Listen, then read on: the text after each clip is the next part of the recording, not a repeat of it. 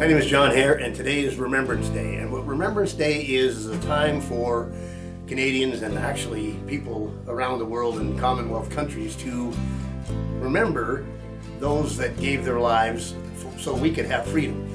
And what a lot of people don't realize is that Remembrance Day is based on the ending of the First World War. And basically that was the 11th hour of the 11th day of the 11th month in 1918.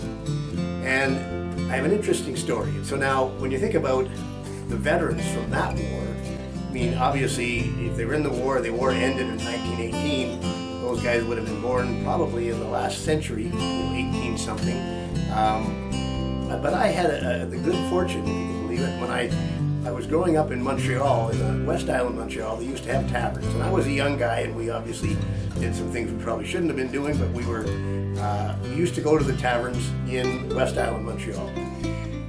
And they were guys only. It was us young guys in the one tavern we used to go to, and the other group that was there were veterans. As a matter of fact, there was a veterans hospital close to where we were. And so, in that, tavern, there would be the young guys, all underage, and then the veterans. And these were veterans of the First World War, which to me was incredible. So I'd sit there and talk to these guys, and what I found so amazing was, I can't remember some of the direct stories, but they would tell us some of the stories. But the one thing they always did was they would talk about their comrades. In other words, they would never brag about their own situation. In other words, one of the most interesting things, one of the people I'd be sitting with, one of the vets, he'd point to a guy that he knew sitting 4 tables over and said, "See that guy?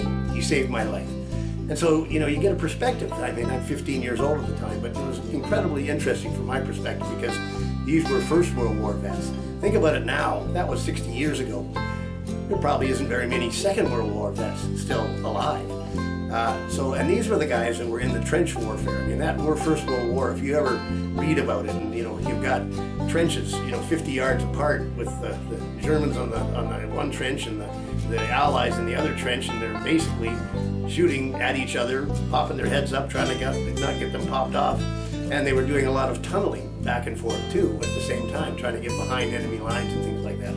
Brutal, brutal war. I mean, face-to-face combat. And we do need to remember those people. In fact, that's the whole point of Remembrance Day. It was an interesting thing for me to be able to have that experience with those guys. I like the idea of it. I mean, nowadays we're so far past that, but people don't remember that what they fought for was our freedom. There it is.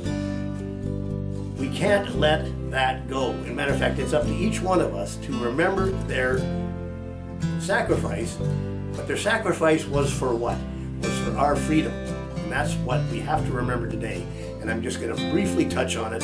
Just last week, our freedoms were completely hammered by what went on out in Edgewood, BC, with some ostriches that were killed by our not-so-free Canadian government. I won't say any more about that. Remembrance Day is something to remember.